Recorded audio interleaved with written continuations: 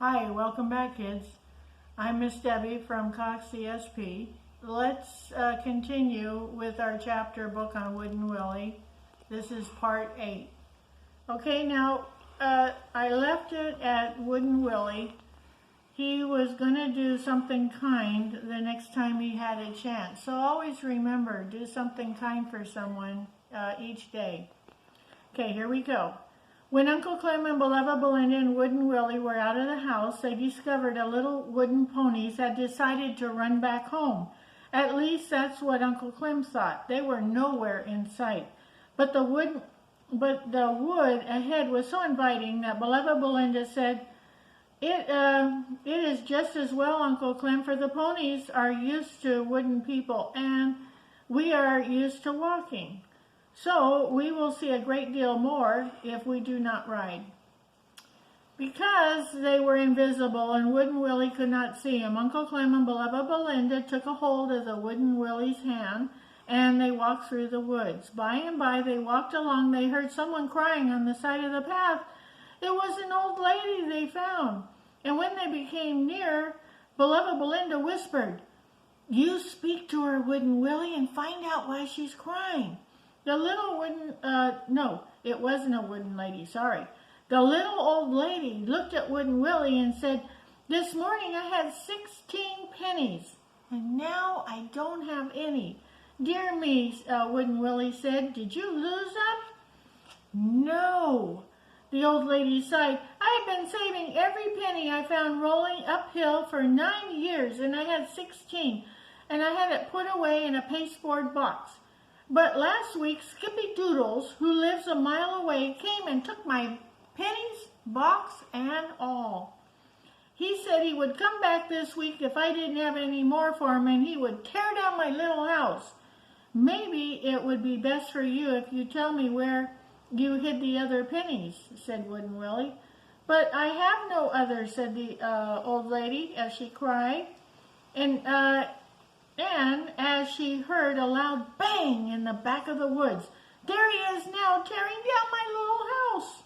Wooden Willie took a hold of the old lady's hand and hurried with her up to her little house. And sure enough, there was Skippy Doodles tearing down the house in search for more pennies.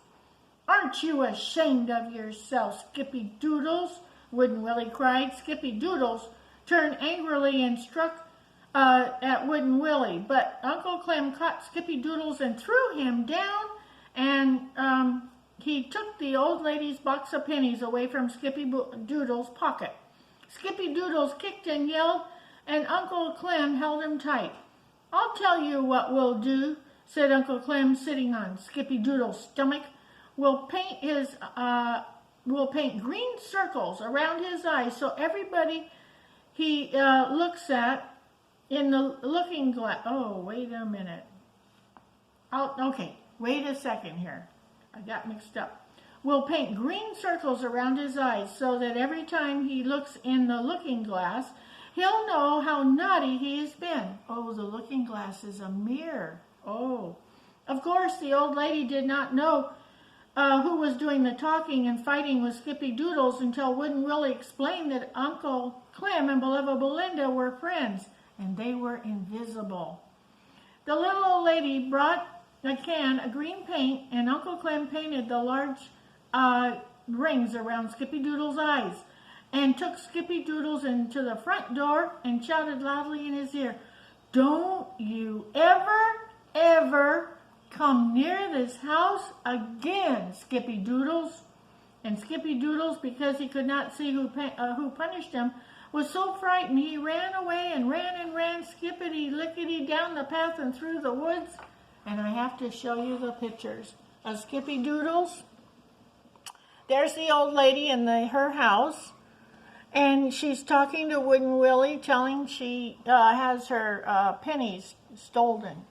And there they see the pennies running up the hill, and there is Skippy Doodles, and Uncle Clem is painting green circles around his eyes. Ooh, he's not nice. "I have been saving every penny," said the old lady to Wooden Willie, "to buy new shoes and stockings for all the little children that live in the large house in the center of the woods. They have no mamas or daddies, and they go barefoot all the time.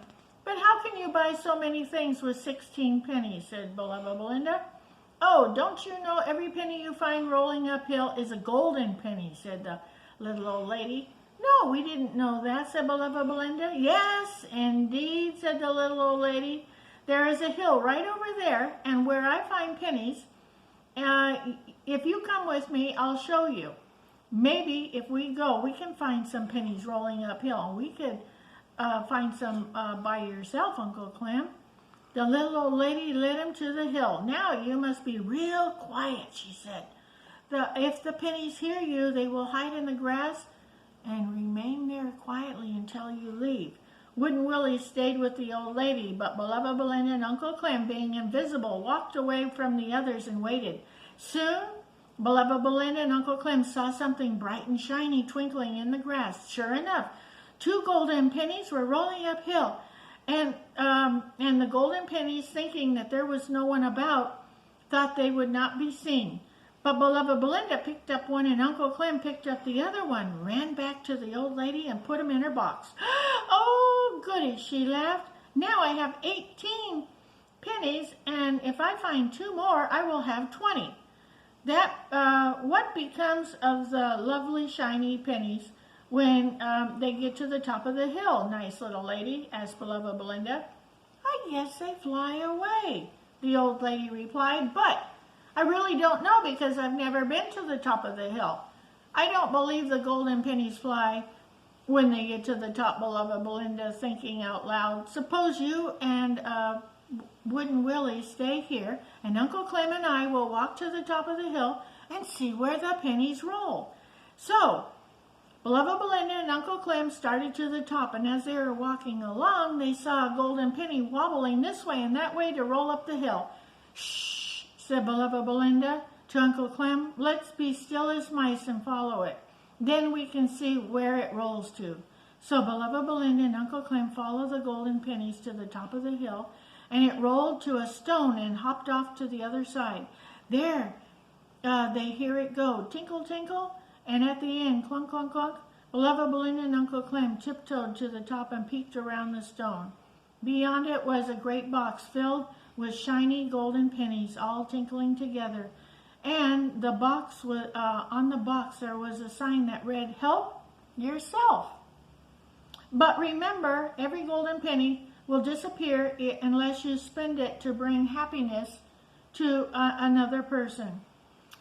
Ah, said beloved Belinda and Uncle Clem, that is what the nice lady wants to do with her golden pennies. So they walked to the box, and beloved Belinda filled her apron with golden pennies, and Uncle Clem filled his hat, stuffed his pocket with golden pennies.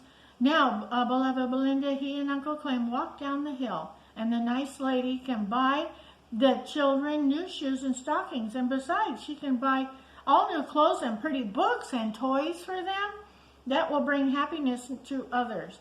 The golden pennies in beloved Belinda's apron clinked together as the two say, "Yes, that's what we're here for."